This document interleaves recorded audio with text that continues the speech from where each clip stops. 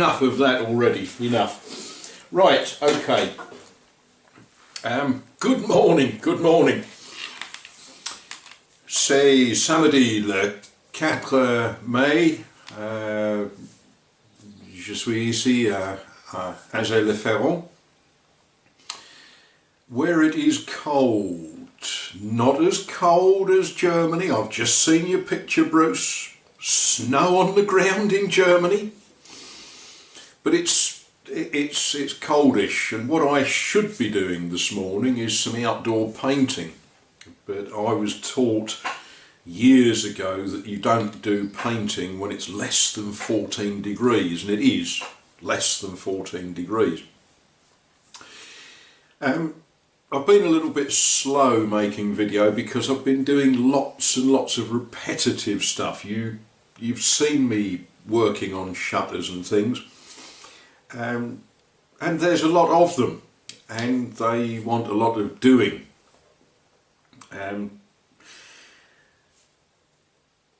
The garden is growing well, the potatoes are coming up nicely. I've eaten a carrot from the garden. The Faber farm is in business. I've been painting in the upper room, I've been doing all sorts of things. But this morning I'm a little bit stymied. I thought, okay, well I won't do any painting, I'll get some washing and cleaning done. But I checked the weather forecast and shortly after lunchtime it's going to be raining. What I have done this morning, I didn't have the camera with me, and it wouldn't have been appropriate anyway. I went down to our shop, and one of my neighbours, she's a lovely lady. I say she's a lovely lady. She's very talkative, she's very pleasant, and she's always polite to me. And she's a bit older than me. And as I walked to the shop, she was also walking to the shop. And we strolled along chatting happily about this, that and the other. And she told me about an event to look forward to. The 8th of May is going to be a day where there will be a parade with veterans and flags and things like that, because the 8th of May is celebrated here as being the day for the end of the Second World War. Yeah, that's something to think about, something to look forward to in the week. Very important event here, because this part of France was occupied from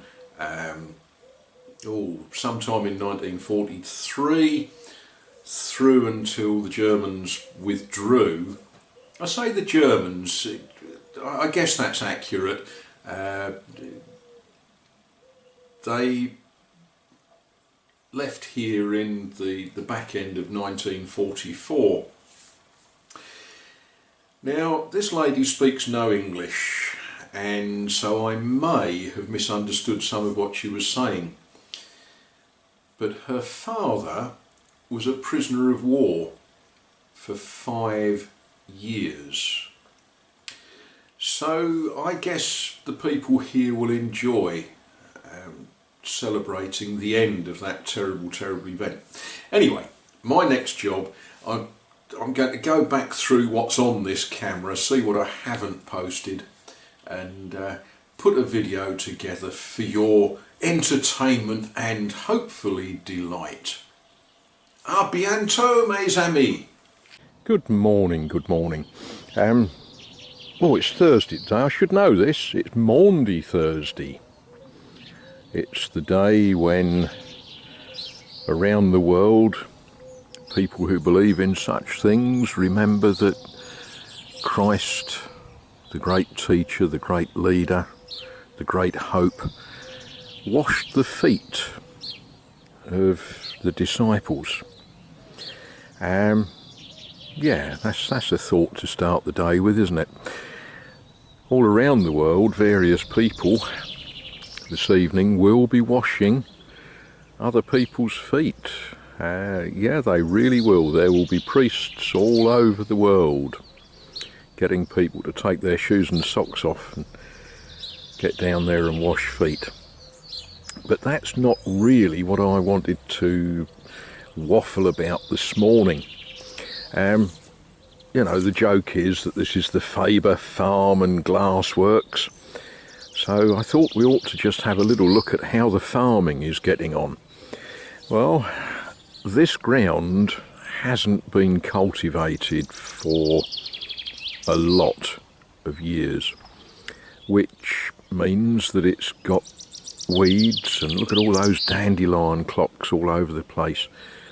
I'm sort of a little bit two-minded about dandelions. People tell me that they are at this time of year the principal source of food for honeybees. Not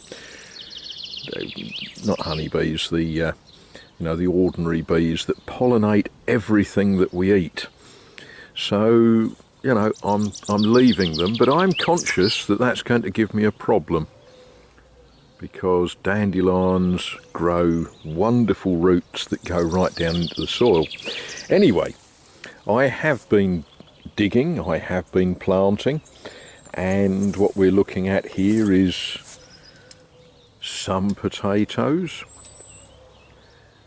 in a bed. That took some digging. Here we have some potatoes that I got planted a little bit earlier, and we've started thinking about earthing up and weeding the middle. And then we've got these wonderful potatoes. I think that was the first set of potatoes that I planted. They're certainly the most advanced, and that's very pleasing, isn't it?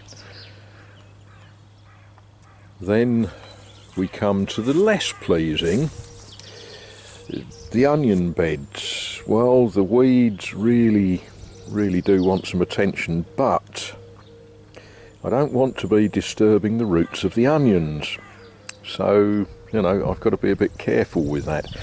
These are some new bits that I'm just sort of digging in. In there is beetroot. I like beetroot. This bed is also onion. These are red onion, but right from the start they just didn't seem to do as well as the white onion that are planted there. And it seems that there's little bits where instead of growing they sort of rotted off or whatever. So I thought I would make use of that bit of space, and what we'll do, we'll get some carrot seed just to see what it is that we're planting. Nance, which is a good forcing carrot, and where things foul it makes sense to make use of the space. So that'll be a tiny little short row of carrots. If it gives me 5 carrots, well, all good stuff. But there we are, more potatoes, and lots of things to do today. I don't know, some of you won't have seen this. This house, before it became the Faber Farm, belonged to a chap called Christophe Lemoine. Now, I don't know his family history, but what I do know is one of the pioneers in breeding lilac in its various different forms was a man called Victor Lemoine. I do wonder if they were related. It'd be nice thought, isn't it? But anyway, I better get bending down. There's blackbirds in the neighbour's garden. They'll be looking for worms. I better get digging, I think. Look at that stuff growing in fields. But what I was hoping to sort of show was, one of you mentioned the trees that get trimmed back and end up with sort of knobbly branches with lots of little shoots growing out of them. Now, I've always known that as pollarded. I suspect that isn't the word they use here. But as we run from Martizay back towards Azay-le-Ferron, there's a row of trees that have had that done to them, and they are horse chestnuts. But it seems that it's done to trees simply to stop them overbearing a garden. So they don't just do it to horse chestnuts. I've seen flowering cherries like it. Not sure what they are in the school grounds. They might be plane trees. Down in Martizay, around the market square, they actually look like lime trees. I could be wrong on that, but it's not a particular type of tree. It depends more on where the tree is. You know, they keep them trimmed back, and yeah. And what we've got going on here is some roadworks. Let's just take control a bit.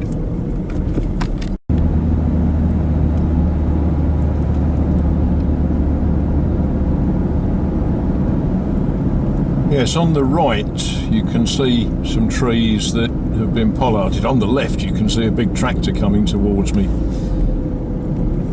And yeah, these are horse chestnuts.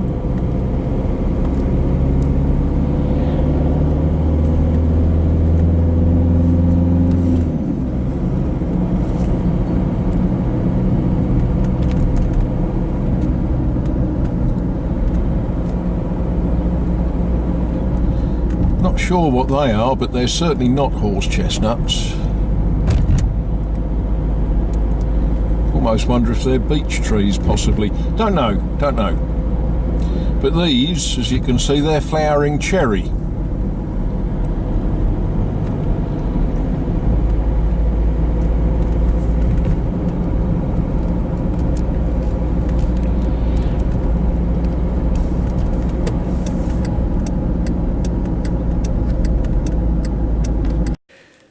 Well, good morning to you, good morning. It is Good Friday today. Good Friday, a day where we can think about a lot of things, and we can do a few things too. The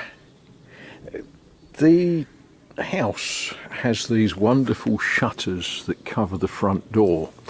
You know, when you don't want the weather to come in or whatever, you know, it closes across like that. Only we don't like that red, and in any event it's very tired, you know, it needs redoing, and the decision was taken a little while ago that it's going to go into the same green as all of the other shutters. Now, when I first looked at these shutters, I thought that they were metal. They sort of felt like metal. They're actually not. And as you can see, there's one missing there, because that one currently is on a temporary bench in the barn. They make things ever so easy here. It simply lifts off. You know, no great difficulty with that. You haven't got to unscrew anything, it just lifts off. And when I put that back, that will get a little drop of grease on there just to help it live longer. Doesn't mean you can break in, because when the shutter is shut, it's inside the frame. So it's quite all right. Right, okay, let's have a look what we're up to. Really ought to get the lawnmower out, didn't I? But it's too good a day for that. Yeah, so we have a temporary bench set up, and we've got the shutters. I've been at this on and off for a bit of the morning. Of course, a job like this is very dusty, and I've been forced to stop a few times to drink tea and such likes. I didn't want to, I was forced, you understand.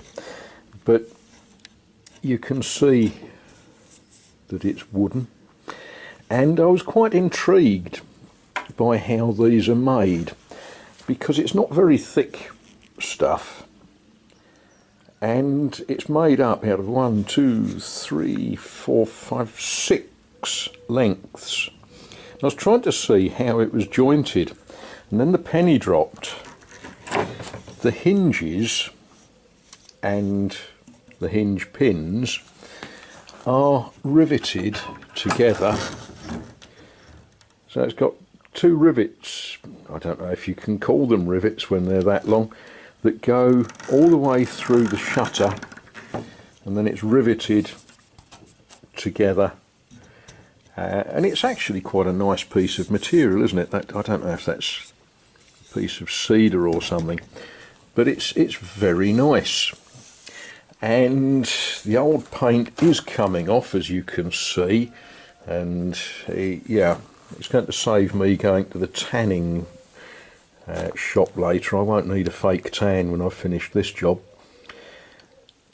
The interesting bit will be getting some of the little knobbly bits out of the grooves. Haven't really worked that one out yet, but I'm sure a sharp tool and scraping will deal with that. But that's what I'm up to. I've got a bad feeling this is going to take several days to get the paint off, and then to give it a coat of the green.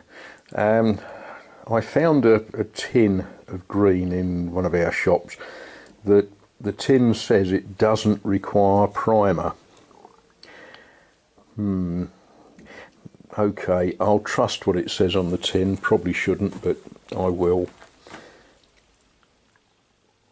But yeah, that will keep me occupied. Why will it take 4 days? More than 4 days. Well, of course, it's first of all got to be cleaned down, both sides, and then it's got to be painted one side, and then it'll be painted the other side, and then touching in any bits that didn't take properly. So yeah, it's going to take quite a few days. But whatever, I've got the rest of my life.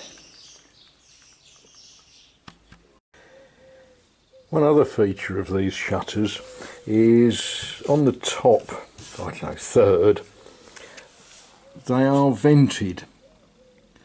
Not a lot, but just enough to allow, I don't know, draft, airing, whatever, to pass through, such that I guess it stops condensation or dampness between the shutter and the front door if you leave it shut for any length of time.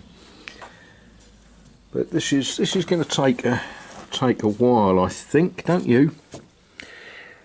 I don't want to attack this with a disc sand or anything like that, because they are so thin, and I think if you attack it with anything too vigorous, you're going to do more damage than good. So it's going to be a long, slow, patient job, interspersed by periods of gardening and tea drinking and such likes. You know, I have got plenty other things to do, so when I'm not doing this, I'm not wasting my time. Oh, one other thing I remembered. I'm sure sooner or later someone will say, why don't you use a cabinet scraper? Well, of course, I haven't got a cabinet scraper, but an old trick. You cut a small piece of glass and use that instead. Yes, I have done. It does shift some of this paint, but perhaps not as much as I'd have liked. But there we are. Good morning to you, good morning. What day is it? I don't know. 30th of April 2019. Yeah, lots to do and lots getting done, which is good. I've been doing all sorts of things. For example, painting shutters. Yeah, every time I paint one I realise I've got another 4 to do, but you know, such is life. Really need to get onto window frames as quickly as possible.